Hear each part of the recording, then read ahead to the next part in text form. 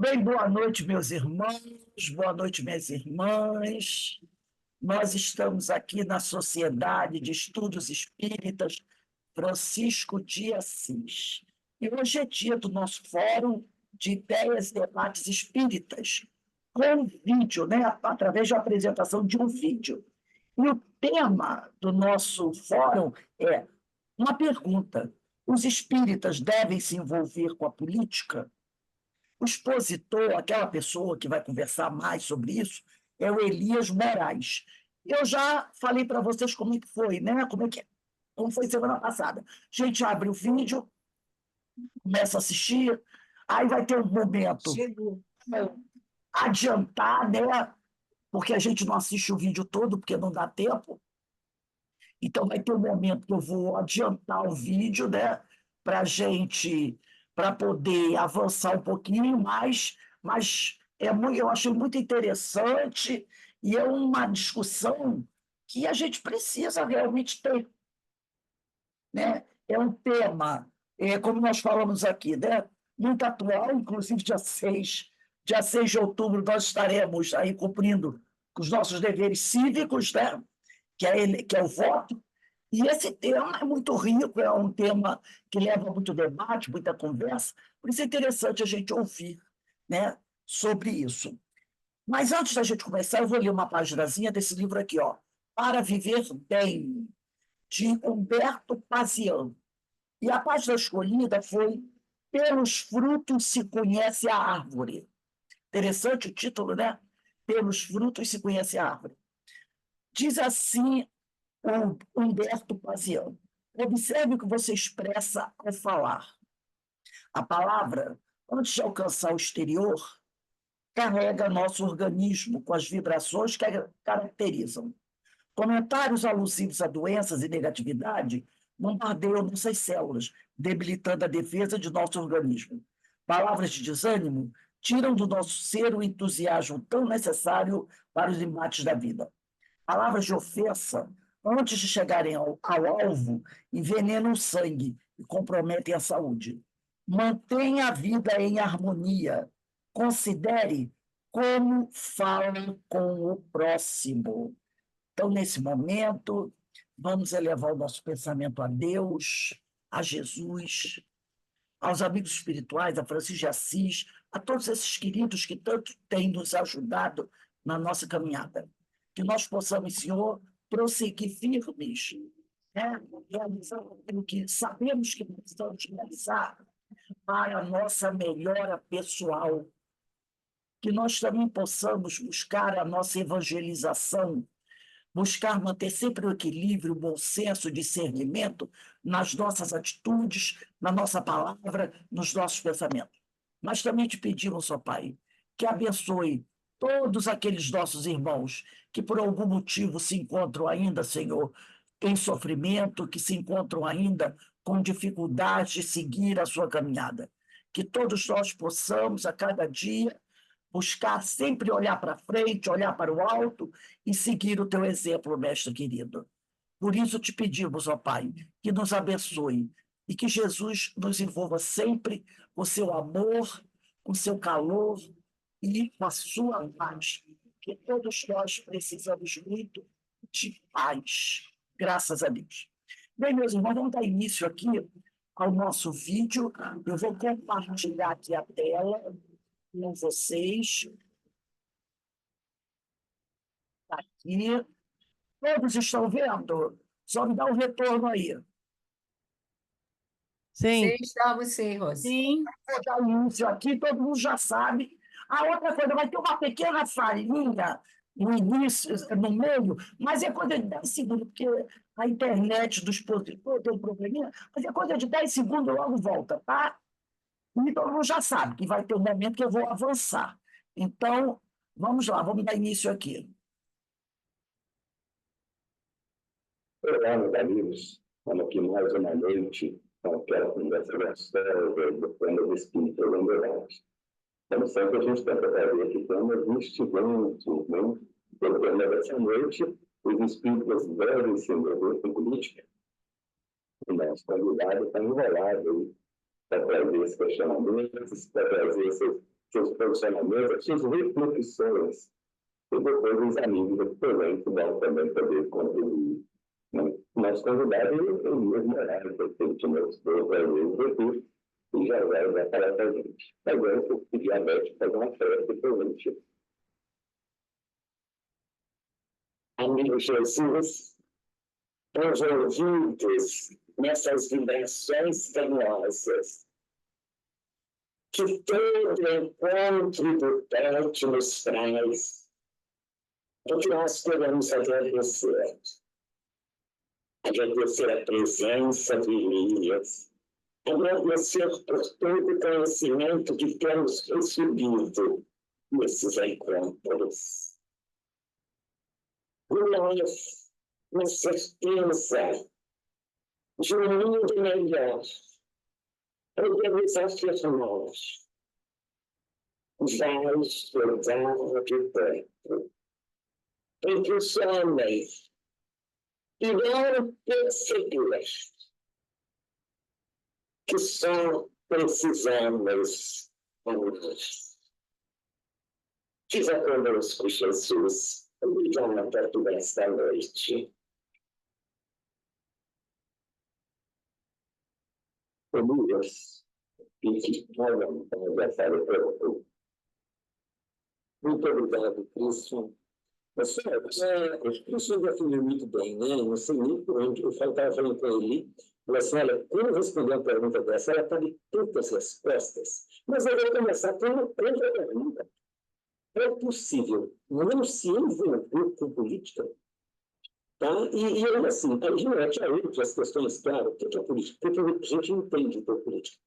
E quando a gente traz isso para dentro do meio espírita, a gente não precisa forçosamente se lembrar que Kardec, no Estatuto da Sociedade para os Entes de Estudos Espíritas, restringiu discussões de caráter político dentro da associação. Apesar disso, no entanto, é muito interessante quando ele discute praticamente todos os temas do interesse da política no Livro dos Espíritos, e no Evangelho segundo o Espiritismo. Então, ao mesmo tempo que ele entendia que essas discussões não deveriam ser levadas para dentro ele chega a ser explícito nos assuntos de economia política. Tá? E quando ele fala dos assuntos irritantes também, eu fico imaginando que assuntos que não começa a lista, eu fico muito curioso. Mas eu não consegui que ele me respondesse, sabe? Então, assim, é muito interessante, como embora ele achasse que o seu ambiente da associação não era para isso, mas as discussões dos temas políticos, elas estavam presentes no corpo da doutrina que ele formulou. Né?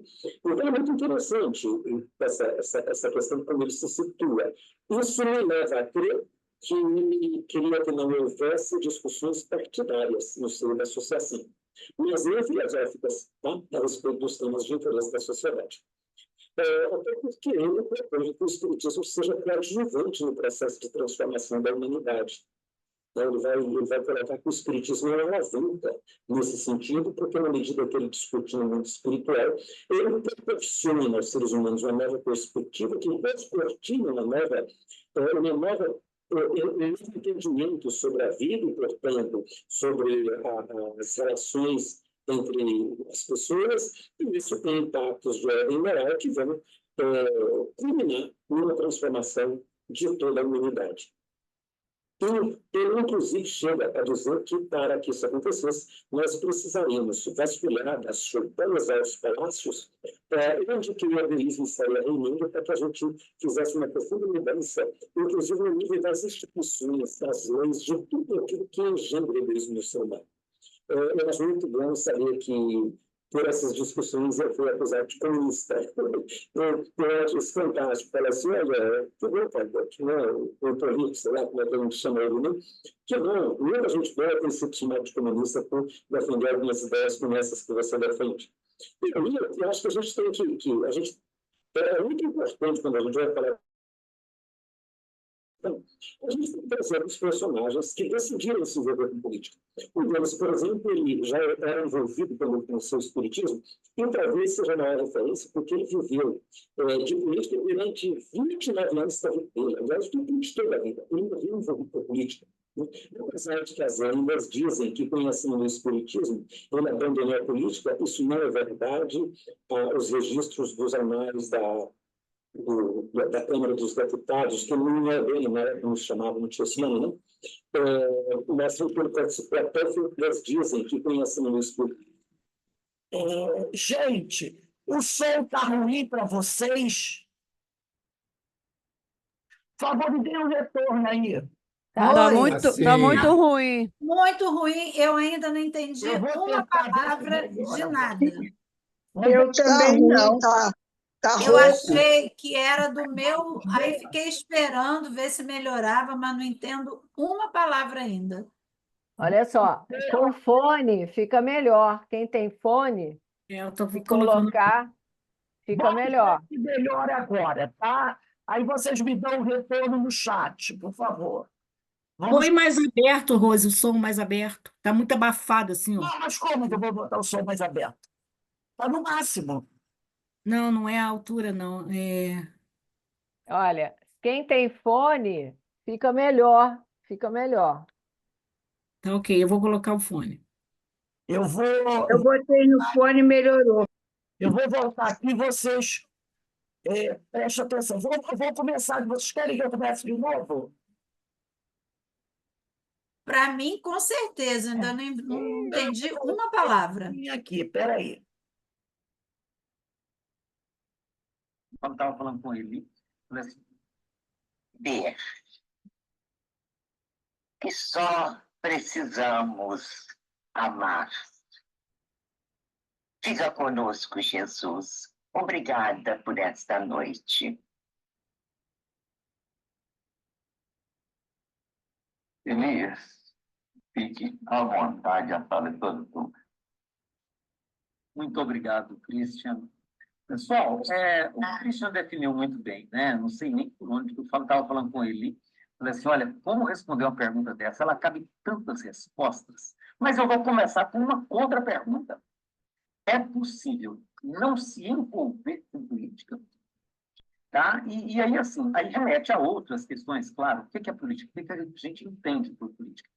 E quando a gente traz isso para dentro do meio espírita, a gente precisa forçosamente se lembrar que Kardec, no Estatuto da Sociedade Parisiense de Estudos Espíritas, restringiu discussões de caráter político dentro da associação.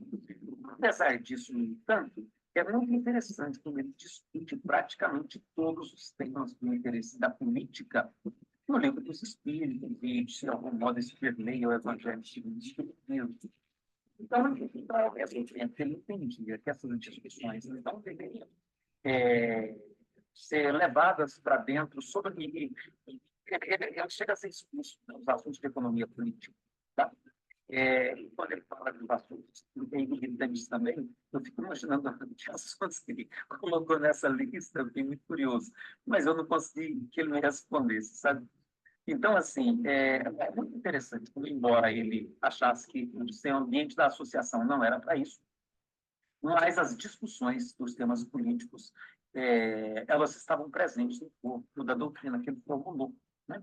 Então, é muito interessante essa questão, como ele se situa. Isso me leva a crer que ele queria que não houvesse discussões partidárias no seio da associação, mas não filosóficas, tá? A respeito dos temas de interesse da sociedade. Até porque ele propõe que o Espiritismo seja coadjuvante no processo de transformação da humanidade. Ele vai colocar que o Espiritismo é uma alavanca nesse sentido, porque na medida que ele discute no mundo espiritual, ele proporciona aos seres humanos uma nova perspectiva que descortina um novo entendimento sobre a vida e, portanto, sobre as relações entre as pessoas, e isso tem impactos de ordem moral que vão culminar numa transformação de toda a humanidade. E ele, inclusive, chega a dizer que, para que isso acontecesse, nós precisaríamos vasculhar das choupanas aos palácios, onde que o egoísmo estaria reinando, para que a gente fizesse uma profunda mudança, inclusive no nível das instituições, das leis, de tudo aquilo que engendra o egoísmo do ser humano. Eu acho muito bom saber que por essas discussões, ele foi acusado de comunista. Eu acho isso fantástico. Fala assim, olha, que bom, Kardec, né? O Hipólito, sei lá como é que a gente chama ele, né? Que bom, muita gente boa tem sido chamada de comunista por defender algumas ideias como essas que você defende. E aí eu acho que a gente tem que a gente é muito importante quando a gente vai falar de política e espiritismo, que eu acho que é essa questão, a gente tem que trazer alguns personagens que decidiram se envolver com política. Um deles, por exemplo, ele já era envolvido quando ele iniciou o espiritismo, e talvez seja a maior referência, porque ele viveu de política durante 29 anos da vida dele, aliás, durante toda a vida. Ele morreu envolvido com a política. Apesar de que as lendas dizem que, conhecendo o espiritismo, ele abandonou a política, isso não é verdade. Os registros dos anais da Câmara dos Deputados, que não é bem, na época não se chamava, não tinha esse nome, né? Mostram que ele participou até o fim da vida dele, Bezerra de Menezes, tá? E foi um dos principais políticos, um dos principais intelectuais do início do espiritismo no Brasil, foi um dos principais militantes do espiritismo na virada do século XVIII para o século XIX, aliás, do XIX para o XX, né? Então, assim, não dá para a gente ignorar. E Bezerra, ele tinha uma posição interessante. Ele dizia assim, olha, a política, eu a compreendo, não é uma especulação dos homens, é uma religião da pátria, tão sagrada e obrigatória como o culto das verdades eternas que constitui a religião de Deus. Isso ele fez num pronunciamento na Câmara, no dia 14 de agosto de 1867. E escreveu no livro dele, no livro A Escravidão no Brasil, ele escreveu que as questões sociais, do mesmo modo que as políticas, não podem ser convenientemente resolvidas senão pela discussão. É do choque das ideias que sai a luz da verdade. Então, Bezerra de Menezes, uma das principais referências do espiritismo aqui no Brasil, ele, além de político, começou por ser vereador e terminou deputado tentando uma vaga no Senado que nunca aconteceu. Bezerra de Menezes, ele é um claro defensor de que política é algo inerente à nossa condição humana, como já foi sinalizado 2.500 anos atrás por um importante pensador grego, né? Então, a questão parece que é muito mais de como se envolver e como compreender o próprio processo da política. E nós tivemos nomes extraordinários no espiritismo que se envolveram, como Eurípides Porçamento, Caio Barchudo, Eusínio Labim e muitos outros. O pessoal lá do Espírito da Esquerda, o Sérgio Maurício, apresentou uma lista tão grande que eu fiquei impressionado e falei, me dá essa lista, né? Eu tenho ela salva aqui no meu notebook, mas acho que não vem ao caso. Mas muita gente se envolveu na política. Inclusive, muitos atuaram de maneira brilhante e muitos espíritas envolvidos na política se não viram. A gente tem, infelizmente, casos de espíritas que terminaram envolvidos em processos muito complicados, né? Aqui em Goiânia, nós tivemos um colega nosso que foi eleito pelo movimento espírita e que terminou num processo aí de benefício, né? De aprovar um projeto de lei na Câmara Municipal que trazia benefícios para o conjunto dos vereadores, né? Nós temos alguns casos também que já nos deixam assim, preocupados, porque não mostram uma clara sintonia com a ideia espírita, e isso é sempre objeto de muita controvérsia. Mas o fato é que nós sempre tivemos espíritas envolvidos com a política e não vejo por que um espírita não deveria se envolver, inclusive, com a política partidária. Não há outro campo para defender as mudanças a não ser esse. A outra opção que a gente teria para promover mudanças no mundo de forma que não fosse através da política seria o processo revolucionário. E o processo revolucionário ele não me parece muito em sintonia com a proposta espírita, né? Então, o caminho que está posto no mundo mesmo é o envolvimento na política, e a gente precisa desfazer alguns equívocos que tentam nos dizer que o espírita não deve participar da política. A grande questão que nós precisamos discutir, além do como, é também de que maneira e em que direção nós, espíritas, podemos e devemos atuar no campo da política. Às vezes até de maneira suprapartidária, às vezes até no próprio campo social, às vezes até nas instituições secundárias que fazem o movimento da política, como associações de bairro, associações de classe. E eu, inclusive, não vejo como tirar os centros espíritas, as entidades espíritas, desse campo da atuação política, porque as instituições espíritas também atuam no campo da política, né? A grande discussão que a gente tem que fazer é o que é o sistema político, como é que ele funciona e de que maneira que a gente precisa contribuir para o seu aprimoramento. E eu diria que o sistema político é o modo pelo qual uma determinada sociedade organiza suas relações e toma suas decisões nas questões de interesse coletivo. Então, quando a gente considera a política dessa maneira mais ampla, nós vamos perceber que todos nós fazemos política o tempo todo. Até mesmo quando a gente não quer participar. Não participar é um ato político. Dizer, votar em branco é um ato político. Anular o voto é um ato político. Se recusar a discutir política é um ato político. Até que, normalmente, a pessoa que se recusa a discutir é porque ela está sentindo que o lado que ela prefere está em vantagem. E, portanto, ela acha melhor nem discutir, né? Às vezes é porque a pessoa realmente não gosta. Há casos em que a pessoa realmente não gosta.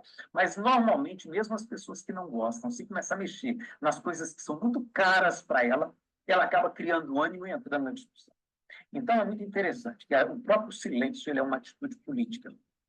E aí, eu quis chamar a atenção, portanto, para a questão de a gente compreender os sistemas políticos, compreender como é que eles se estruturam, se organizam, porque, tendo um entendimento melhor disso, a gente tem condições, inclusive, de pensar de que maneira deveria ser essa nossa atuação, sobretudo quando a gente pensa do ponto de vista de Kardec, que pensava na nossa atuação na sociedade, visando transformação dessa sociedade, visando a mudança que culminaria, no entendimento dele, em um mundo regenerado e feliz, onde as pessoas poderiam se dedicar, sobretudo, ao espiritual, sem estarem sendo constantemente alfinetadas pelas questões mesquinhas da sobrevivência e dos conflitos de interesse humanos, né?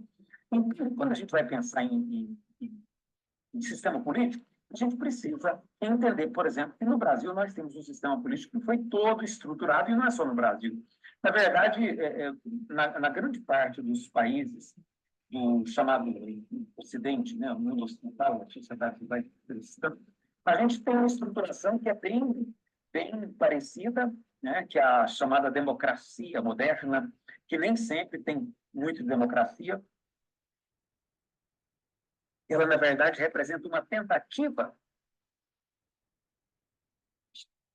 de assimilação dos valores da democracia, mas que foi muito desvirtuada em razão de interesses econômicos que passaram a cooptar os agentes colocados em posições de decisão num sistema representativo que tem sido bastante questionado e que o poder econômico coopta, normalmente, uma parcela significativa das pessoas que estão envolvidas com o processo político, de forma que eles garantam que as decisões sejam tomadas em função dos seus interesses, né, tanto quanto possível.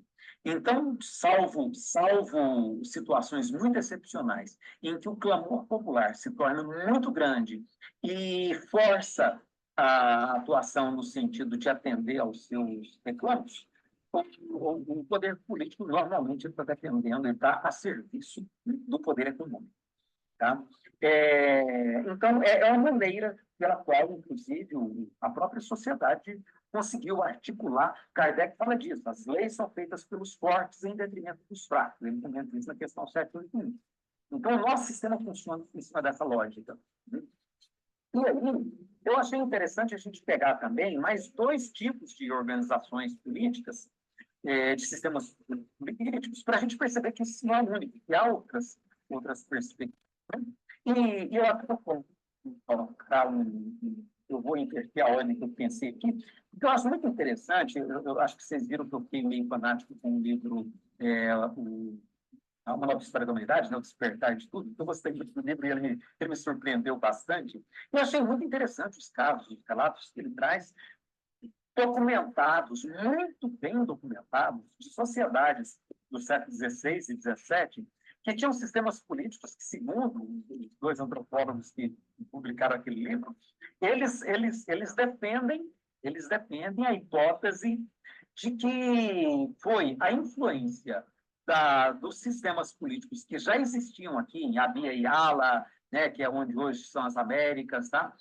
os povos Wendat, lá no norte, na rua onde hoje é a divisa dos Estados Unidos com o Canadá, aí vários outros povos que existiam aqui no que a gente hoje chama de América, eles acham que foi a influência desses povos que ofereceu os elementos para que os intelectuais europeus pudessem formular uma nova proposta de política para a sua sociedade, de vez que no ambiente em que eles viviam, que era o ambiente do feudalismo, da monarquia, não havia não havia nem referência para o tipo de proposta que eles fazem. E há documentos muito consistentes na época que mostram o quanto os europeus invejavam os sistemas políticos que existiam aqui na América.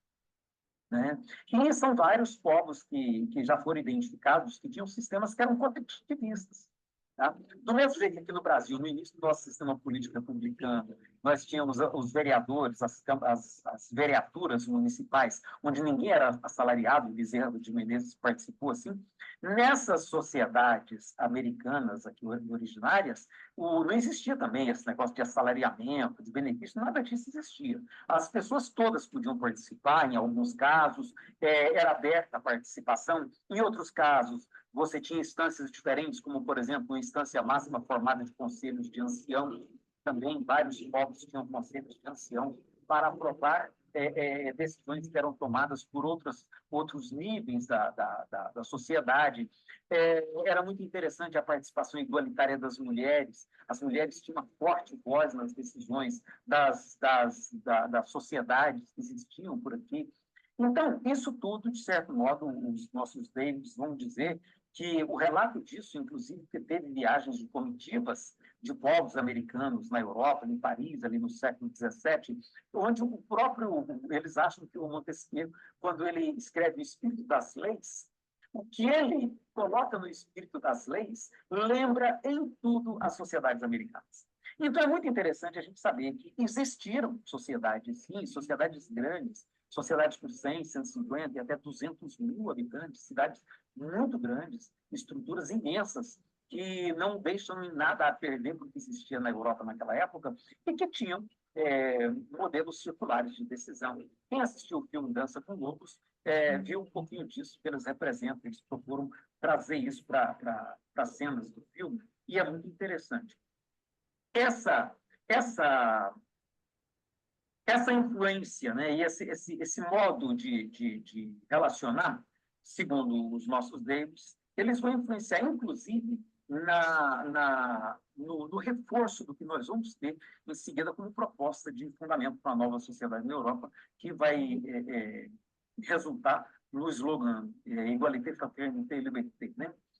Que norteou a Revolução Francesa e que passa a o pensamento político da Europa a partir do final do século XVIII. E é muito interessante que isso coincide também com os primeiros filósofos socialistas de o próprio Robert Owen, que era empresário, que se arrisca a fazer um empreendimento socialista com a sua própria empresa, né, em New Lanark, criar uma empresa que funcionava em sistemas absolutamente cooperativos. Então, isso também parece ter influenciado os movimentos socialistas que vão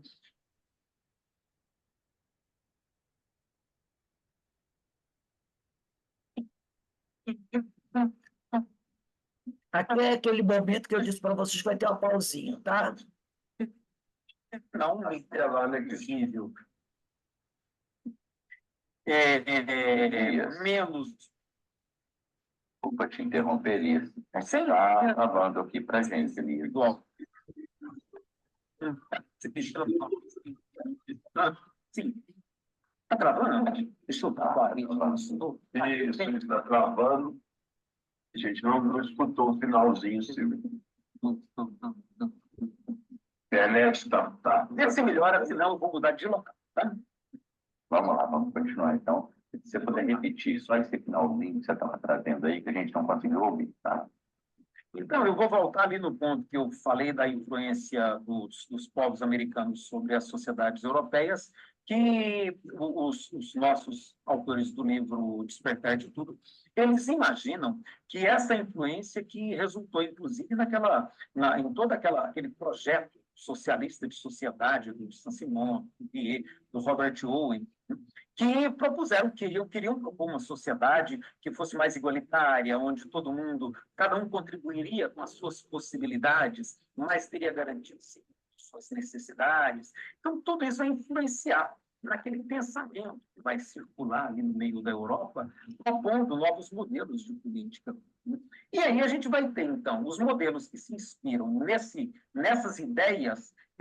E aí, nesse ponto, é interessante a gente ter que admitir, né, que as sociedades que tentaram se organizar no campo do socialismo ou do comunismo, é claro que elas vão, então, tentar repetir essas experiências. A primeira delas é a Comuna de Paris, onde o sistema político todo, muito breve, muito fugaz, mas foi montado em cima dessas ideias, inspirado nesses valores. Então, eles tinham comitês populares que tomavam as decisões, remetiam para um comitê mais amplo que aplicava isso e implementava. Então, essa forma de comitês não remunerados, formados pela própria sociedade, onde, ao invés de um sistema representativo, você tinha um sistema participativo. O sinal ficou ok agora, gente? Parou de cortar? Ok. Então, você saindo de um sistema representativo, um sistema onde a participação é direta da população, então isso inspirou, né? Inspirou os movimentos que nasceram aí no campo das esquerdas, e é muito interessante a gente ver como funciona hoje. Eu vi um artigo que eu achei interessante, eles mostrando como funciona a democracia em Cuba. Eu achei interessante também estudar o sistema político da China, que foi todo inspirado nesse modelo, né? A gente estranha um pouco pelo fato de ser monopartidário, mas funciona com base em decisões colegiadas lá da base e que vão subindo para conselhos, na forma de conselhos, até o topo das decisões, onde essas questões são validadas e são, portanto, implementadas.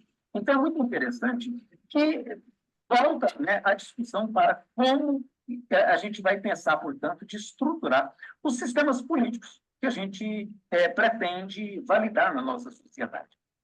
E aí eu penso que isso pode ser um norteador interessante para a gente pensar de que modo, portanto, se daria a nossa participação, em que direção. Eu gosto de usar uma palavra que é do campo das ciências exatas, mas que eu acho que ela, aplicada numa perspectiva social, pode dar uma ideia, né? Que é a palavra vetor. A gente não tem muito como definir exatamente que ação pode ser implementada para essa transformação social que é proposta pela doutrina espírita na perspectiva de Allan Kardec, mas eu costumo dizer que a gente tem pelo menos um vetor que aponta-se o rumo, né? O rumo. E aí, quando a gente pensa numa ação que é coletiva, que é de sociedade, se a gente tem esse rumo bem definido, fica mais fácil a gente, portanto, estabelecer a nossa atuação política cotidiana, que acontece até mesmo no compartilhamento de uma mensagem do WhatsApp. Hoje, um colega que se diz apolítico, que tem recriminado fortemente o fato de algumas pessoas, como ele diz, estão querendo trazer a esquerda para dentro do espiritismo, né? Eu falei, meu amigo, esquece, né? As pessoas querem discutir determinados temas, não tem uma preocupação nesse sentido, né? E aí ele briga tanto com isso que ele acha que racismo, questão LGBT, essas questões nenhuma pode ser discutida no ambiente espírita, porque elas são pauta ideológica da esquerda e perturbam a paz do centro espírita, né? Então, ele é bem contra. E hoje, por engano, ele me mandou um vídeo, né? Na hora que o vídeo caiu na minha... Eu olhei o vídeo e falei, gente, olha aí, né? Mas que coisa mais interessante. Um vídeo desses mais... que dissemina ódio político contra personagens da política, né? E cheio de informações todas distorcidas. E eu vi aquilo e falei, olha, ele acha que ele é apolítico, ele acha que ele não quer participar de política, não quer discutir política, né? E isso não pode interferir no grupo espírita, mas para os amigos mesmo espíritas, ele manda esse tipo de vídeo. Então, quer dizer, a leitura que eu faço é que ele não tem sequer um entendimento do que seja ação política, né? Ele acha que ação política é você sei lá, talvez fazer ação panfletária, ou você discutir empolgado na rua. Não, né, gente? Na hora que ele dispara o WhatsApp lá e compartilha com os amigos, ele está fazendo ação política. Então, acho que é muito interessante a gente saber que ação política nós fazemos a todo instante.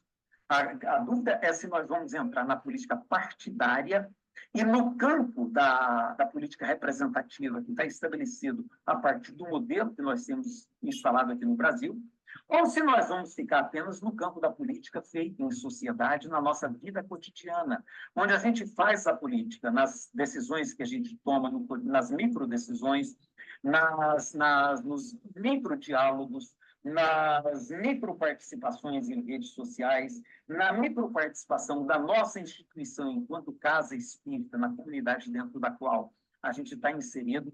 No nosso caso, Fraternidade Espírita, nós estamos no coração da Vila Mutirão, no ambiente de periferia, onde as mais graves questões sociais explodem.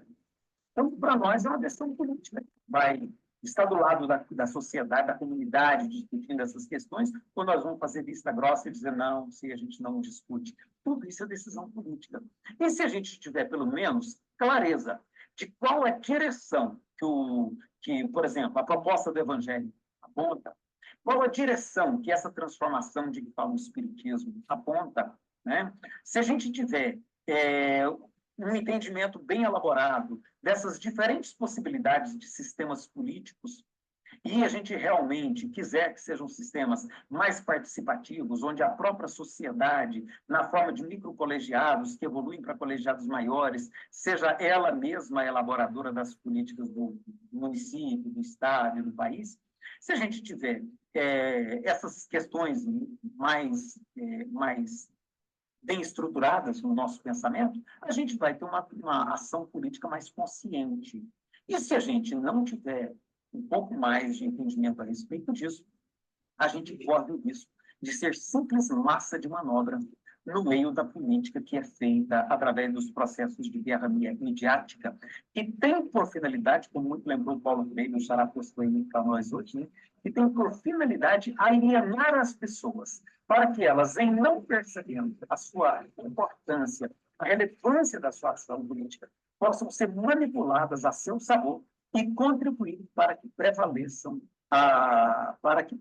a defesa dos seus interesses e não os da coletividade. Então, em suma, voltando à pergunta,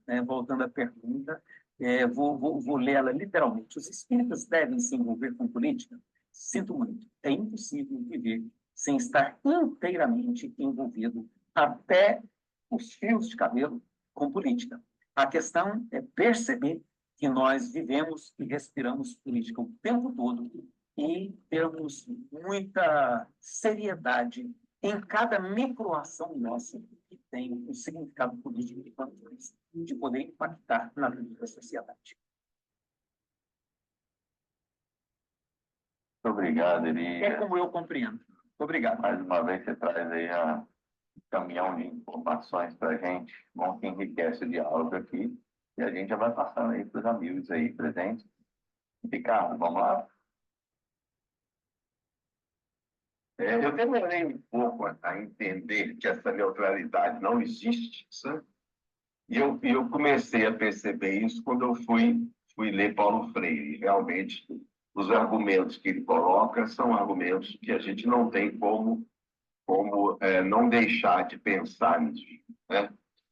E lendo recentemente o texto do Pierre Bourdieu, ele diz uma coisa interessante. Ele diz assim, se alguém lhe fizer uma pergunta, já era para você. É claro que não falou já era, né? O seu francês lá. Mas ele queria dizer isso. Se alguém lhe fizer uma pergunta, já complicou para você. Se você se recusar a responder, já é uma atitude. Se você responder para um lado ou para o outro, está assumindo atitudes, né? Então, a todo momento, isso aí é uma coisa que a gente não tem como fugir, né? Esses que gostam de dizer que não se metem na política, às vezes são os mais politiqueiros de todos, né? A segunda coisa é a questão da participação, né? O espiritismo é uma crença, né, Elias? É apenas uma crença. A margem a essa crença, o indivíduo é cidadão. E como cidadão, ele está inserido em várias dimensões. política partidária é uma delas. Se ele tem uma veia política, um DNA nessa área e quer participar, ele vai participar como cidadão, né? E vai procurar cumprir o dever da melhor maneira possível. Eu me lembro de um grande confrade nosso que faleceu recentemente de Covid, aos 97 anos, José Pacini, uma figura ímpar aqui no movimento espírita de Juiz de Fora. O Pacini já estava aposentando, professor da universidade, quando se meteu a ser candidato a reitor. E ganhou. E aposentou logo depois como reitor da universidade. Um amigo nosso, Nelson Lubon Borges de Matos, muito amigo do Pacini também, quando o Pacini entrou nessa história, virou para ele e falou: Pacini, mas me diga uma coisa, para que você vai se enfiar nesse negócio de política universitária? Você é um cara plenamente realizado, trabalhador espírita, bem casado, seus filhos estão ótimos, para que se enfiar em política? E ele voltou e disse assim: Nelson, eu estou cansado de ser mandado por quem é pior do que eu. Então, retrata uma atitude de alguém que a vida inteira viu coisas erradas, que quando teve a oportunidade de tentar fazer certo, foi. Né? E cumpriu com o que a sua consciência lhe dizia. Né? Então, eu concordo com você, é plenamente possível, aceitável e até estimulável que pessoas de bem, né, que têm a fé espírita, sejam candidatos a qualquer coisa. Agora, a grande questão que eu acho, e aí a gente tem que refutar fortemente, ninguém está autorizado a ser candidato em nome do espiritismo. Isso aí é um problema, porque já começa com essa conversa: não, eu vou ajudar aqui, vou ajudar lá, eu sou espírita. Aí a coisa já começou a complicar, né? Porque é essa dimensão que tem que ser, esse limite que tem que ser respeitado. Eu acho que é isso que Kardec talvez pensasse nesse sentido também. Você é candidato, você pode ser eleito como cidadão do seu país, do seu estado, do seu município. Tira o espiritismo da história. O espiritismo não tem nada a ver com isso. Eu acho que isso é importante que seja bem colocado. É o que eu penso a respeito. Tanto eu, Boa noite a todos e a todas. Elias, você trouxe um tema que realmente é como minha avó dizia, é uma caixa de marimbondo, né? Complicado, cutucar, vai dar problema direto e reto. Mas eu concordo plenamente com tudo que você falou em termos da política. A gente vive fazendo política desde a hora que a gente conversa com um amigo, a gente troca ideia, a gente já está fazendo política, ou você vai defender um lado pessoal seu e ele vai defender um lado pessoal, é uma política de um diálogo e tudo mais. Mas eu queria, de repente, eu vou até fugir um pouquinho, mas dentro dos centros espíritas, por exemplo, se faz política a partir do momento que se tem uma eleição de uma diretoria. A partir deste momento, você tem essa parte que você faz uma política. De repente, eu posso estar até errado de fazer essa análise. Mas você participar de alguns eventos onde o centro fala assim que não se pode fazer política lá dentro, não pode se falar em política, a partir do momento que se tem uma eleição de uma diretoria, de qualquer membro, qualquer coisa, de se fazer uma política. Não sei se eu estou errado, gostaria que você fizesse uma explanação a respeito dessa minha posição. Agradeço pela oportunidade. Vamos falar sobre o Zé Nobre da UF, aí a gente volta para Elias. Ele coloca a opinião dele a respeito. Boa noite a todos. Agradecer ao Elias Moraes, meu conterrâneo aqui do Goiânia, dessa sua inteligência, da gente absorver esses conhecimentos. Né? Muito obrigado aí mais uma vez. E quanto à política, meu pai espírita também já desencarnou, você perguntava para ele: você vai votar em quem? Ele respondia: o voto é secreto, meu filho. O voto é secreto. Nós desconfiávamos, né, das ideologias dele, mas ele sempre falou: o voto é secreto. E ficava muito triste quando eles faziam do centro palanque eleitoral. Usavam o espiritismo geralmente, alguns dirigentes de grupos espíritas, naquela hora lá, ele falou: olha, vocês têm que votar no Zenobe, porque o Zenobe é goiano, mas morou em Minas e não conhece Goiânia, foi conhecer Goiânia com 40 anos de idade. Então, ele ficava chocado com isso, ele não concordava com isso. Eu acho que cada um tem o direito de escolher o que ele quiser, fazer da sua vida o que ele quiser, sofrer os preconceitos que ele quiser sofrer, se arriscar para isso. As questões socialistas, as questões democráticas dentro do centro, é do centro. Não cabe a nós. A nossa bandeira, vamos dizer assim, é a bandeira do espiritismo. Se os homens tivessem a mesma audácia, a mesma vontade política que tem com o espiritismo, esse mundo estaria muito melhor. Nós não teríamos apenas 3% da população brasileira, como disse o doutor Ricardo, de espíritos, sendo que as bandeiras hoje em dia já denotam já um conflito entre as ideias, entre as pessoas, sabendo que no passado eu usava essas lanças, essas bandeiras como lança. Eu jogava no peito do outro. Andava com minhas bandeiras lá de clãs, de revoltas e tudo. Então, eu penso que realmente o centro espírita ele tem que cuidar do que o espiritismo coloca na sua obra. Caridade, amar o próximo, instruí-los. Amor ao próximo. Não temos ideologia, nossa ideologia é Jesus. Fazer o que Jesus. Tem o Caio Fábio, não sei qual é a religião dele, que ele professa, um filósofo, não sei o que ele é, foi perguntado qual que seria a política de Jesus para o movimento LGBT, para gays, para ladrões, para prostitutas. Ele falou assim: nenhum. Qual que era a política de Jesus? Na época do Jesus, né, como diz o Rossano Clinge, a mesma atmosfera psicológica existe até hoje. Lá nós tínhamos ladrões, tanto é que ele foi crucificado no meio de dois. Tinha prostitutas, nós temos que lembrar de Maria Madalena. Tinha políticos corruptos. Tinha toda essa atmosfera. E qual que era a política de Jesus para com essas pessoas? Nenhuma.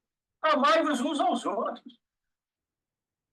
Amai-vos uns aos outros. Era essa a minha política. E quando entregaram uma moeda do César, lá com a esfinge do César, ele perguntou: o que é esse cara? Ah, é o César? Deve ser o que é de César. Agora, gente, eu vou avançar um pouquinho, tá?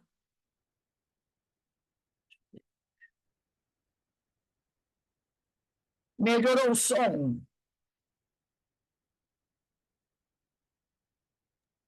Olha, Rose, com o fone, para mim, melhorou muito. Para mim, com fone não serviu, não, ficou lento. Ah, Ficou é? assim. Mas o som Aí que eu não melhorou entendi no nada. telefone. Mas agora melhorou sim, porque eu consegui entender. Eu vou seguir, Para mim, pelo menos para mim. eu vou seguir agora. Não se perder. Então tá, então deixa eu pontuar aqui algumas questões, Christian, que eu achei muito interessantes nas falas de cada um, né, e que eu acho que vale a pena. O Ricardo, o Einstein precedeu o Bourdieu, tá? O Einstein que disse isso primeiro, antes do Bourdieu, né, que ai de você se um jornalista te encontra e te faz uma pergunta, você está enrolado de qualquer jeito, né? Qualquer coisa que você diga vai ser usado por ele. Eu achei muito importante quando você traz o conceito de cidadania. Isso é fundamental, a gente não pode perder isso de vista, sabe? Porque é na micropolítica, como o Elvésio lembrou bem aí, né? E a cidadania é a atitude da política cotidiana, que todos nós exercemos e não há como fugir dela. Então, acho que é muito importante a gente ter esse entendimento bem formulado, sabe? Para a gente não se iludir, né? Não se iludir, que as nossas ações não têm significado político. Elas têm significado político, né? Eu vou citar um exemplo aqui. Aqui em Goiás, me perdoem por trazer esse tipo de informação, né? Às vezes as pessoas podem até não gostar, mas eu acho que é relevante, isso é política. Aqui em Goiás nós tivemos assim, uma limpeza no Estado, né? O governador determinou que a polícia propagandeou isso, né? Ele determinou que a polícia eliminasse as pessoas que tivessem passagem pela polícia.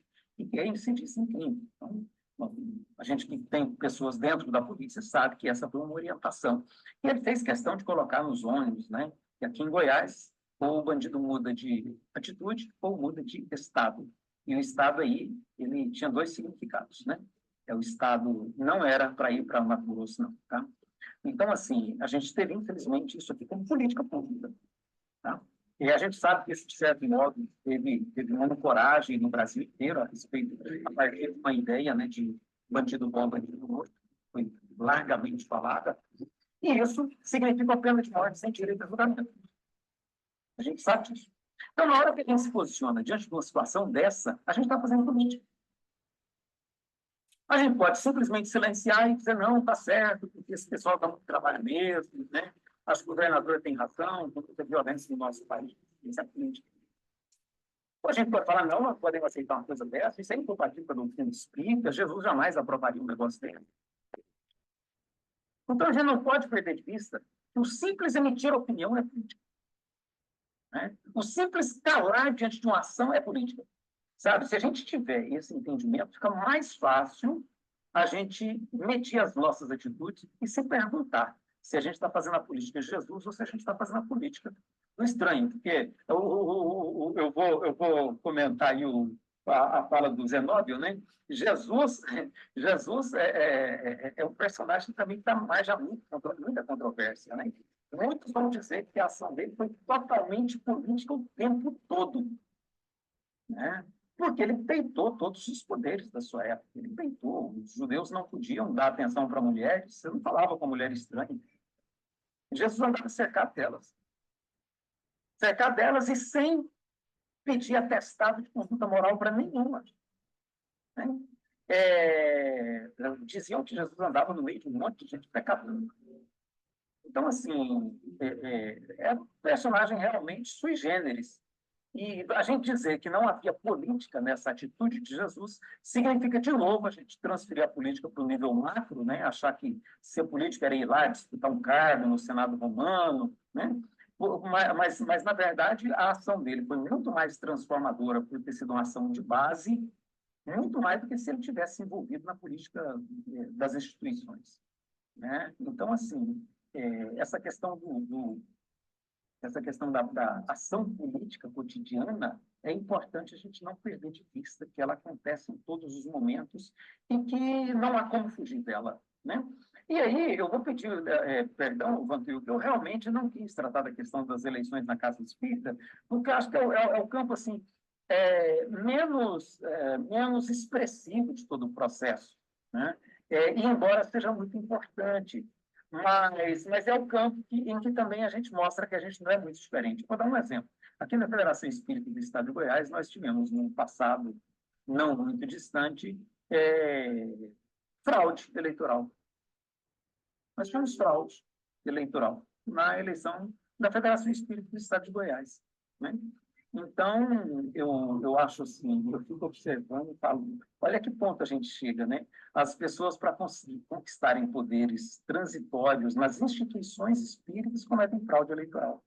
Eu conheci eu tinha um amigo que ele foi presidente do centro que meu pai dirigiu durante 9 anos, a meta dele foi bater o recorde, e dirigiu o centro espírita por 10 anos. E, à custa de várias manipulações, de vários recursos, que não fazem o menor sentido do ponto de vista ético, ele conseguiu ficar os 10 anos, quando finalmente o pessoal tirou ele, não aguentou mais. Então, assim, a gente vê que existe tudo, e a política da disputa é tão rasteira quanto no meio da vida humana, não é diferente, não. Os seres humanos se revelam em qualquer espaço. E é tão interessante que a gente vê que o Centro Espírita não está isento da política e da politicagem. Vou até trazer informação, Zenóbio, que eu não sei se você já conhece, mas que eu acho interessante, que é uma coisa que você citou, né? Os espíritas à esquerda. Os espíritas à esquerda, o dia que eu fiquei sabendo como é que eles se formaram, achei super interessante, né? O presidente do centro não aceitava qualquer manifestação contrária à diretriz que ele entendia ser a do Evangelho e do Espiritismo, né? E que era claramente de direita, tá? E tinha um grupo que não concordava, falava, mas não pode ser assim. O presidente estava chegando, inclusive, a defender, né? Na época estava aquela polarização Bolsonaro e Lula, ele estava dizendo, claro, que espírita não tem como votar no Lula, que espírita tem que ter consciência que tem que votar no Bolsonaro, que o Bolsonaro é um missionário de Deus, não sei o que mais. E aí o pessoal tentava se opor a esse tipo de postura do presidente, e ele um dia ele apelou e falou assim, ó, faz o seguinte, vocês criam um grupo para vocês de espíritas à esquerda e sai desse centro, vai fazer o grupo de vocês lá fora. Então, pessoal, eu achei muito interessante eles contando, falaram assim, olha, naquela sugestão a gente olhou assim um para o outro e falou, sabe que a ideia é boa? Eles saíram e falaram, tem um grupo de espíritas à esquerda. Eles aproveitaram até o nome que a pessoa citou. Então, assim, a gente às vezes acha que isso, aquilo, mas quando a gente pega a história, a gente vai ver que tem contradição para tudo lá. Nós, seres humanos, somos contraditórios. Eu estava ontem comentando com um colega, dou graças a Deus que na fraternidade espírita a gente conseguiu sobreviver a esse caos que se estabeleceu no meio espírita por conta da polarização política, sem maiores perdas, sem maiores danos. Nós tivemos 3 colegas que se afastaram e mais nada. E se afastaram apesar de todo o nosso empenho para que ninguém se afastasse. Não interessa para quem você vai votar. Isso é decisão pessoal sua. A gente quer, todo mundo está aqui no trabalho espírita. E a gente conseguiu não ter grandes perdas, porque a gente realmente não deixou que essa polarização afetasse a nossa vida cotidiana dentro da fraternidade espírita. Então, assim, eu penso que deixa eu ver o que mais que eu acho que eu não comentei aqui, né? Então, assim, não é como a gente evitar a infiltração da política na dinâmica do centro espírita. Eu penso que seria melhor se a gente fizesse discussões no nível da filosofia política. A filosofia política, a ciência política tem muito a contribuir com o espiritismo. Né? Agora, o que a gente tem que ter cuidado é de não jogar no campo do partidarismo político, né? Porque aí a gente vai entrar por um terreno espinhoso, onde as pessoas têm preferências e têm o direito de ter as preferências. Teve um comentário aqui no chat que eu acho que merece ser destacado. O colega postou aqui assim, olha, que nem o estatuto do Centro Espírita costuma ser respeitado nos centros espíritas. Nós somos tão despreparados do ponto de vista da filosofia política, né, que a gente tenta burlar o estatuto a todo instante. É muito comum no meio espírita você não respeitar nem de longe o que está estatuído nos documentos fundantes da instituição. Tá? Eu participei de uma discussão aqui há algum tempo atrás que eu fiquei assim muito constrangido. Nós éramos 4, na época, dirigentes de casas espíritas, né? Na época eu estava representando a fraternidade espírita na condição de diretor-geral, e o colega fez um comentário, ele falou assim, na maior pureza de espírito, gente, no maior sentido evangélico, assim, né? Bem de espírito superior mesmo. Ele falou, quem de nós nunca teve que forjar uma ata de qualquer assunto para poder apresentar num órgão de poder público? Eu falei, gente, eu não vou responder, porque vai ficar muito constrangedor. Mas na fraternidade nós nunca fizemos, e nem é do nosso métier. A Assembleia Geral é soberana, qualquer decisão é convocada dentro do que o Estatuto prevê, e é tudo muito bem formulado para que a gente faça uma conduta política dentro da casa espírita muito digna, como a gente quer que seja nos ambientes da sociedade. Então, assim, isso mostra o quanto que a gente não entendeu o que é política no meio espírita. O nosso meio espírita ainda está muito impressionado com a figura do governador do nosso lar, que está há 113 anos no governo. Né? Então, assim, e que a gente nem sabe, pode ser ficção, Zenóbio, pode ser ficção. Tá? A gente não tem certeza que aquilo é fato. Pode ser uma percepção do médium. Na época, o Getúlio Vargas era ditador no Brasil naquela época. Mas a gente não sabe até onde que é verdade, até onde é a percepção do médium, até onde é um problema de filtragem mediúnica. A gente não tem como definir isso. O fato é que o governador está há 113 anos, tem muitos presidentes centro-espírita que acham isso lindo. Né?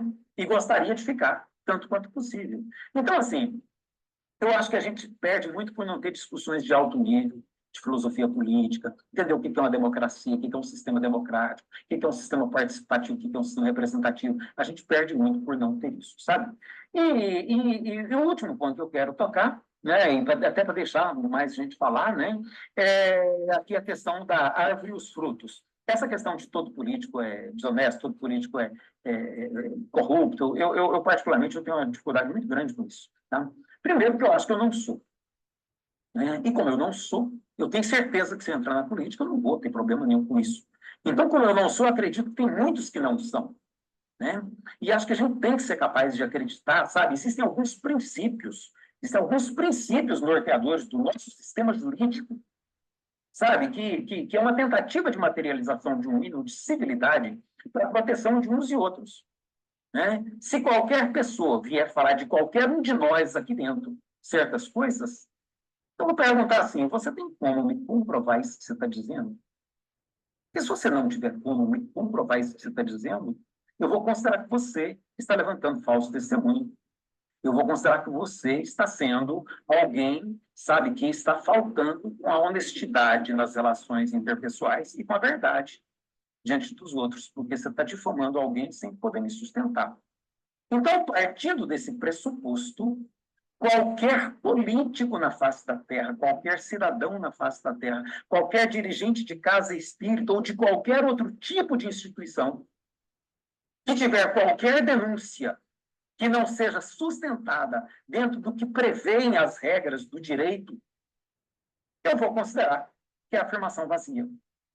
Sabe? Porque existem elementos para a gente considerar as pessoas na nossa vida em sociedade. E Jesus deu uma referência que eu acho fantástica. Você reconhece o cidadão, você reconhece o dirigente centro espírita, você reconhece o participante do TED, aqui do Espírita Info, você reconhece o prefeito, o vereador, o deputado, o senador, o presidente da República, o governador, você reconhece qualquer cidadão pelas suas obras, pelas suas atitudes, por aquilo que ele produz como resultado da sua ação. Jesus deu esse parâmetro para a gente, e eu penso que a gente tem que ser capaz de aplicá-lo nas nossas relações interpessoais, e inclusive na nossa vida política, micropolítica. Porque senão a gente vai achar que todo mundo é desonesto e a gente não vai ter quem votar para os cargos que a nossa sociedade pede de nós como participação, que a gente escolha alguém. Né? E aí o critério de Jesus é muito. Se a gente olha o que a pessoa tem produzido nos espaços por onde ele tem transitado, a gente tem total condição de fazer: olha, eu posso apostar nessa pessoa, que a chance de ele fazer algo absurdo na direção do que eu não acredito é muito pequena. E a gente talvez não se decepcione se a gente seguir a receita de Jesus. É como eu vejo. Deixar vocês falarem, né? Sim. O Elias, conhecendo os companheiros que estão inscritos aqui, eu acho que eles vão trazer colocações aí, contribuições que vão inflamar, vão ser mais combustível para você. E como a gente fica na posição aqui de administrar o tempo também, eu vou pedir que vocês sejam breves para o Elias poder fazer o comentário dele aí, né? Nós estamos com o Paulo, o Adair, o Mourão e o João E o Márcio. inscritos. E aí, dado o nosso tempo, eu acredito que a gente vai encerrar por aí com eles, né? Vamos lá, Paulo. Vamos tentar só ser breves para o Elias ter tempo de comentar, né, Elias? Sim, esse é ótimo. Vamos lá, gente. Eu primeiro agradecer o Elias, como sempre, essas nossas reuniões têm sido muito instigantes e por isso produtivas mesmo, né? E concordar com o Elias numa afirmação que ele fez. Como grupo político, como grupo social, nós espíritas estamos tão despreparados para o dever político como qualquer outro grupo político. E não é no Brasil que nós somos, a princípio, subdesenvolvidos. Em 2019, eu estive em Genebra e ouvi coisas sobre política lá, saborosas. Então, assim, eu concordo plenamente. Nós, espíritas, não somos diferentes dos demais brasileiros, nem dos demais grupos sociais, né? No que se refere à participação na política. E aí não como uma proporção muito grande. Como é que nós, com a preparação que temos, espíritas ou não espíritas, devemos participar? Porque a pergunta é sobre o dever dele, né? O que nos insere no universo jurídico de direitos e deveres. Como cidadão, eu tenho o direito de votar. Ao mesmo tempo que no Brasil, por exemplo, tem o dever. Né? Eu não tenho o dever de candidatar, eu tenho o dever de votar. Então, eu já estou fazendo política. Né? Eu acho que no âmbito do dever. E aí eu fui pensar duas coisas. No campo da cidadania, e dos direitos e deveres, portanto, que leis espíritas nos obrigaria, porque o campo dos deveres é o campo das obrigações, a nos envolvermos com política. E aí eu botei aqui todas as leis morais do livro dos Espíritos, todas. Não há nenhuma lei de participar politicamente.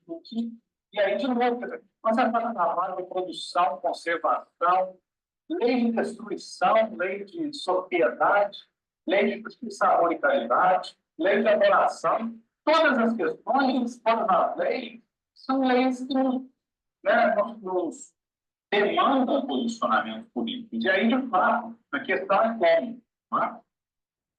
E aí, assim, o despreparo que a gente percebe no meio político em geral, mas eu fico me perguntando se a partir da orientação, né, que é lei jesuína, espíritas amainos, desde o primeiro ensinamento, instruídos em estudo, a questão passa pela capacidade ou não da casa espírita e do movimento, por sua vez, e por consequência, conseguirem discutir temas políticos à luz da doutrina dos espíritos, assim como nós discutimos vida espiritual.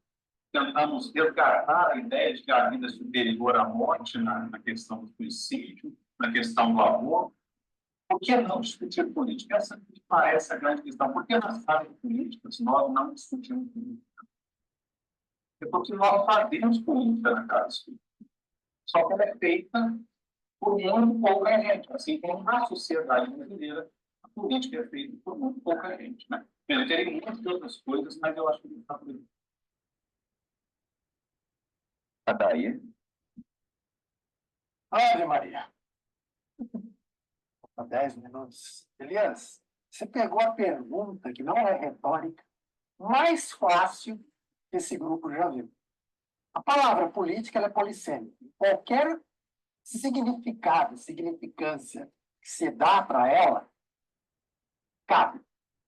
Né? Os espíritas devem se envolver com a política. O Paulo tirou um monte de coisa que eu ia falar. Obrigado, Paulo, já. E é obrigação. Deve sim. Você pegar as leis morais, todas resultam na nossa transformação moral, que vão resultar nas leis, na mudança das leis sociais. Sem exceção. As leis morais fazem isso. Você pegou a pergunta mais fácil, agora é como fazer. Eu achei que você fosse abordar mais por esse lado. Porque a pergunta, a resposta é sim, devem. Né? E o livre-arbítrio, se quer se candidatar, quer se envolver com política partidária, se envolva. Nós temos o livre-arbítrio, é mais uma coisa, um princípio que o Espiritismo nos traz. Mas eu achei que você fosse abordar como, para a gente debater. A gente não é um centro espírita aqui, mas é um grupo de espíritas que está discutindo política. É o que nós estamos fazendo aqui.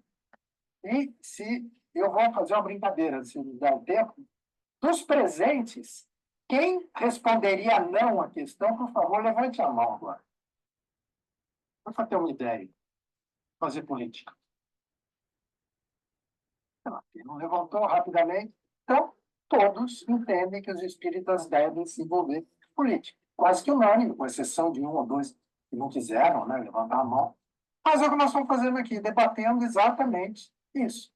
As leis morais. A nossa transformação moral que vai levar às transformações sociais. Agora, aí a gente... caberia um debate bem interessante. Como fazer isso sem levar a ideologia política para dentro do centro espírita? Essa é uma questão fundamental. Que, às vezes, no grupo de estudo, eu replico, às vezes, muita coisa que a gente discute e debate aqui, nos meus grupos de estudo, onde eu sou monitor. E a todo momento a gente debate isso. Como melhorar, como enxergar o próximo. Né? Para mim é melhor, porque sem o próximo eu não consigo melhorar. Né? O Espiritismo nos ensina isso. E isso é fazer política. Né? Eu tenho que fazer alguma coisa para melhorar a vida do meu próximo, a minha do meu próximo.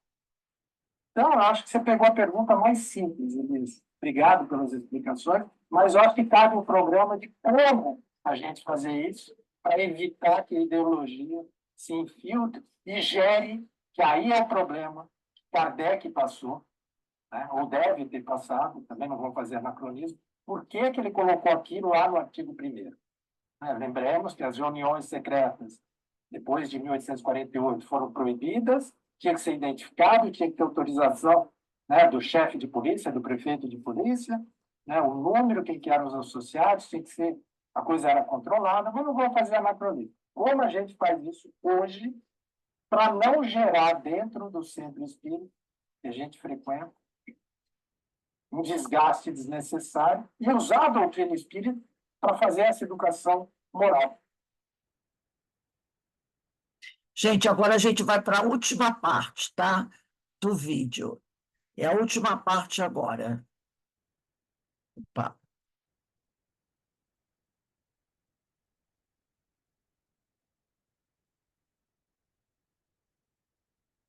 Por 10 minutos, discutir um pouquinho o que cada um trouxe, né? Adorei quando o Paulo mais o Odair colocaram a questão da política como obrigação, como dever moral.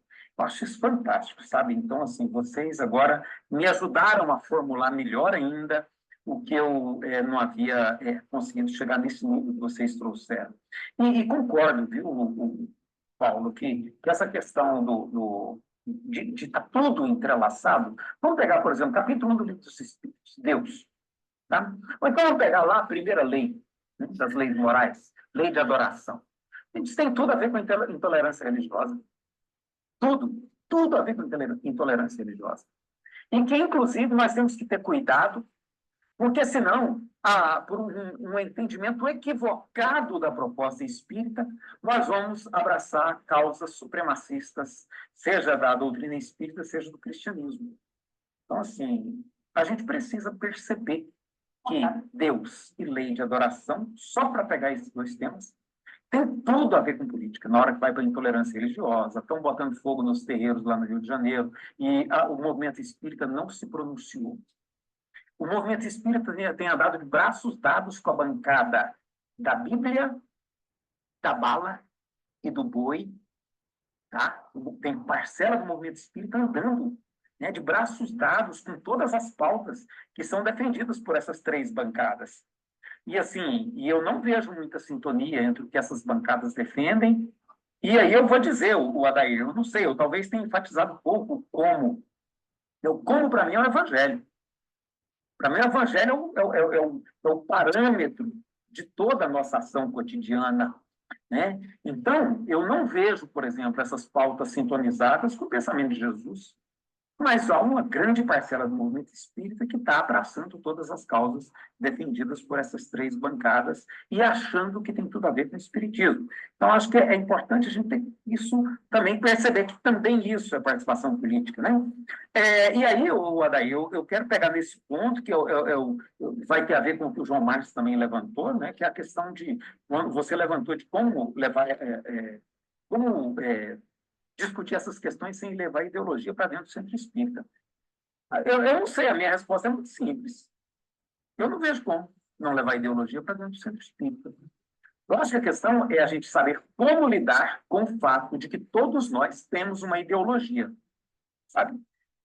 Se a gente tiver essa convicção de que eu tenho minha ideologia, você tem a sua, o Ricardo tem a dele, o João Marcos tem a dele, o Zenóbio tem a dele, sabe? Mas a gente se respeita no diálogo, na medida que cada um faz suas considerações. Eu entendo que nós temos que aprender a conviver com diferentes formas de pensar, diferentes correntes de pensamento. Esse é o nosso desafio. Não é não levar ideologia, porque isso não é possível. Onde a gente vai, a nossa ideologia está junto. Né? Como eu aprender a respeitar a ideologia do outro, sem expulsar ele do centro espírita, porque ele fez uma manifestação claramente ideológica, né? Eu posso bater no ombro dele, ok, isso é a maneira como você pensa, mas e que mais, né? Então, inclusive, é isso que vai nos ajudar, por exemplo, a respeitar o Divaldo Pereira Franco, quando ele manifesta um pensamento que eu acho que foi indevido, eu acho que aquela atitude não foi adequada, assim como a do Bacelli, assim como a de várias outras lideranças no meio espírita que se manifestaram politicamente em público, né? E não disseram a priori que era, né? Talvez até se eles dissessem isso poderia minimizar, mas o peso do Divaldo Pereira Franco é muito grande, né? Então, assim, E aí eu vejo assim, que a nossa imaturidade política é tão grande que um monte de gente criticou Divaldo, criticou Bacelli, criticou todo mundo, e um monte de gente criticou Sérgio Maurício, criticou Dora Ponte. Então, assim, olha, eu acho que esse é o nosso desafio. É entender que nós estamos num movimento social e que a gente precisa aprender a se amar e se respeitar, apesar de discordar de algumas posturas, de algumas coisas que acontecem. Então, o nosso grande desafio, eu entendo que é aprender a viver com os diferentes, né? E eu quero terminar dizendo que essa metáfora da água limpa, Mourão, eu acho ela muito interessante, mas eu acho que a gente tem que tomar cuidado, sabe? Até com as metáforas, porque metáfora, ela por si só, a gente já sabe, ela é uma metáfora. E nem sempre ela corresponde de maneira inteira com a realidade. Ela cria aproximações, cria possibilidades de reflexão. E a metáfora da água limpa, eu vejo que ela tem essa dificuldade, né? Tem muita coisa que entra dentro da água, mas não se suja. Muita coisa, se é para a gente pegar metáfora. Né? É possível, sim, entrar e não se sujar. E a gente teve casos espíritas, Eurípides Barçanufo, Bezerra de Menezes, eu citei aqui 4 que não se corromperam, né? Caibar Schutter, sabe? 4 que mantiveram a vida digna mesmo na esfera da política. Então, eu penso que hoje nós temos pessoas íntegras, mesmo no Congresso Nacional que a gente conhece hoje. É só a gente observar as posturas, as falas, os discursos, o que cada um defende, a gente percebe que tem algumas pessoas ali muito coerentes. E eu vou dizer que eu já vi pessoas muito coerentes, tanto no campo da esquerda quanto no campo da direita. Né? Então, há algumas pessoas que conseguem fazer isso e a gente tem que apostar nisso, porque senão a gente não tem sequer perspectiva de conseguir trabalhar por um mundo melhor. Então, o vetor nosso, Adair, é o evangelho. Eu não vejo outro vetor. O como é aquilo ali, olha, sabe? Vocês gostam de falar sim, sim, não, não. Fazer para os outros como a gente gostaria que fosse feito para nós. Ter o próximo na medida de todas as nossas ações, sabe? E não cultivar de maneira alguma a inimizade do ponto de vista de querer o mal para quem quer que seja e deixar que se manifeste no campo da política, sabe? Não levantar falso testemunho, não cometer falso julgamento, não fazer acusação infundada contra ninguém, sabe? Tudo isso é o como fazer a política na esfera do mito, na esfera do macro. Eu tenho certeza que se a gente seguir o evangelho como padrão, em tudo que a gente for fazer no nosso cotidiano, a gente vai errar muito pouco. Bem, meus irmãos, nós encerramos aqui esse vídeo, né? Ainda temos aí uns 5 minutinhos. Eu gostaria que alguns de vocês comentassem, né? Algumas coisas que vocês ouviram, o que vocês acharam, se vocês concordam, não concordam. Eu achei legal quando foi dito que política como dever moral. E aí esse dever moral passa pela ética. E a ética é o proceder de cada um. Porque a gente está inserido de tudo que rege a vida em sociedade, nos afeta, e é questões políticas. Aí foi comentada a questão partidária, tem que ter cautela, mas nós somos seres políticos, nós vivemos em sociedade, vamos votar daqui a algumas semanas, então a gente não pensa em política e vai votar. Então, como é que você vai tomar a tua decisão naquele momento? Se você não tiver o discernimento, o senso crítico, por isso a necessidade da educação como instrumento, a filosofia, a história, para ampliar o senso crítico do cidadão, porque a alienação ela é muito perigosa para a evolução do espírito. Então, isso tudo foi muito rico. Essas colocações de cada um foi muito rica, permite a gente fazer muitas reflexões pessoais, né? Que não existe neutralidade, né?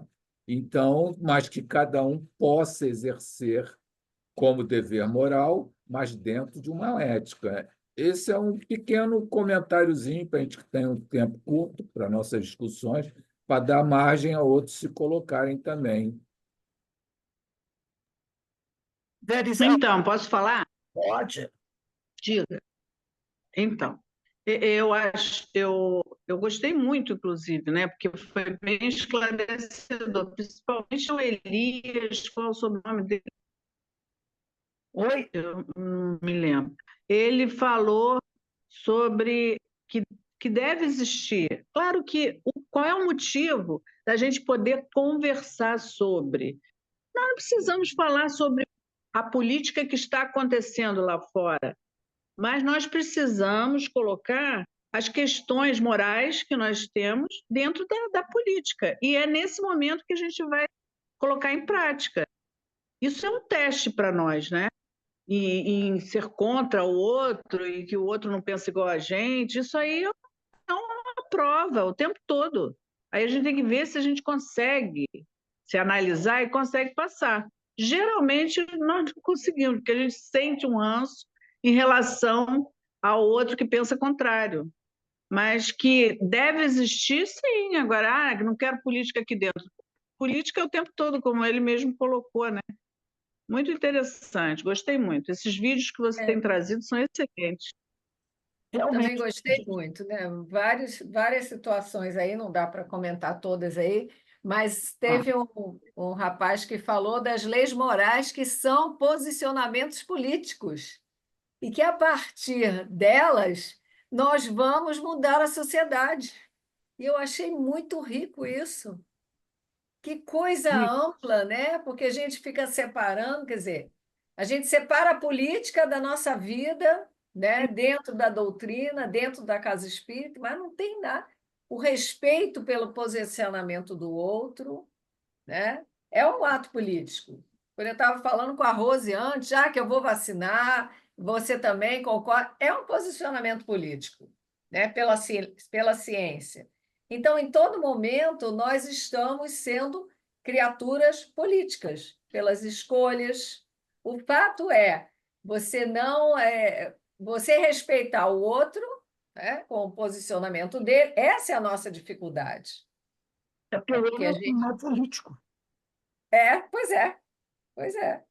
Então, o respeito pela ideologia, vamos dizer assim, do outro, é um ato político. Então, foi muito bom, porque abriu a nossa cabeça, porque a gente achava que era uma coisa separada. E quando ele falou das leis morais, gente, as leis morais, caramba, que ele colocou, até eu botei aqui, são posicionamentos políticos. E a sociedade só vai modificar na medida em que nós seguirmos essas leis. Porque a gente fala muito, foi muito bom mesmo esse. As pessoas se preocupam muito com a política partidária. Foi muito bom esse vídeo mesmo, porque me tirou muitas dúvidas, coisas que já estavam na minha cabeça há um tempão, e principalmente agora, nessa época, era coisa que estava assim, fervilhando, né? Porque eu sempre disse que eu não gostava de política, sempre disse que eu não gostava de discutir política, mas realmente, em toda a ação, principalmente quando eu fui candidata à direção de escola. Então, está no nosso dia a dia, nas nossas escolhas. Então, eu não acho que eu fui uma péssima diretora adjunta, sabe? Então, quando saíam todo esse tempo todo que eu fui professora, que a gente teve eleição de direção, eu sempre me dei muito bem com todos eles, com todas os diretores, quem ficava, mesmo quando eu perdi, eu não fiquei com raiva de ninguém, sabe? E continuei contribuindo da mesma forma que eu contribuía com todos que estavam lá. Então, realmente caiu minha ficha, sabe? Porque essa parte, exatamente o que a Carmen falou, das leis morais, se a gente quer se modificar, a gente tem essa ideia, que o mundo se modifique. Agora a gente tem a ideia que, para a gente modificar o mundo, a gente tem que se modificar. E se você quer uma ação do outro, uma ação moral elevada, você tem que Seja essa ação, né? Seja essa ação, exatamente. Né? Muito Muito interessante, gostei muito. Eu vou até ver de novo depois que. Hoje mesmo, depois que a gente acabar os nossos trabalhos, porque tem alguns pontos assim que eu precisei que eu me distraí, né? Isso. Atenção. Mas muito bom Isso. mesmo, muito bom mesmo. E realmente é necessário essa discussão dentro da casa espírita, falar sobre esse assunto. E realmente o que tem que acontecer é isso. Você é diferente do outro, você tem opinião diferente, então cada um tem que respeitar a opinião do outro. Assim a gente está exatamente com o evangelho na frente, né? A nossa bandeira é o evangelho. Veja. E a gente tem uma ética, né? A ética é a lei moral. Então, quando tudo o nosso proceder é diante de uma ética, a gente sempre vai querer o bem comum dentro de uma ética que é as leis morais. O bem proceder nosso vai ser sempre pelo bem coletivo. Exatamente. Eu também gostei muito e achei muito válido. Aqui, para mim, foi as leis morais, né? E que nos ajuda muito a ver a diferença e esse fato de não nos omitirmos. E tem que ser falado, porque muitas de nossas casas espíritas negam, né? Mas o silêncio já é uma forma de resposta também, né? E essa ideologia que eu acho necessária falar, o respeito a todo tempo às questões morais que sentimos que não existe esse ranço todo, né? E permitir que nós possamos refletir dentro de nós mesmos essas questões éticas dentro de nós e que nós ainda não decodificamos. Bem, meus irmãos, nós vamos encerrando aqui o nosso trabalho, né? Porque daqui a pouco tem um estudo do livro Sermão do Monte. E bom que a gente aproveitou bastante esse tema, né? E que a gente possa continuar trazendo outros temas assim que parecem polêmicos, algumas pessoas não gostam, né, de ouvir certas coisas, mas faz parte, né, do nosso aprendizado, da nossa caminhada. Que Jesus nos abençoe, que Jesus nos auxilie e que a cada dia a gente possa aproveitar mais essas oportunidades, porque com certeza nós crescemos com isso. E como ele falou, o nosso vetor é o Evangelho. E a partir do momento que a gente aplica o Evangelho, que a gente se respeite, está tudo bem. Está tudo bem, né? O importante é, como disse Jesus, ama a Deus sobre todas as coisas, ao próximo a ti mesmo, não faça ao próximo que não gostaria que te fizessem. Então, se a gente seguir os ensinos do Evangelho, está tudo bem. Cada um pode continuar com a sua opinião, com a sua ideologia, ninguém vai ferir ninguém, né? E não vai ter aquelas dissidências terríveis. Então, nós vamos encerrando aqui, agradecendo a Deus, agradecendo a Jesus por mais essa oportunidade de aprendizado e de crescimento. Que Deus nos abençoe.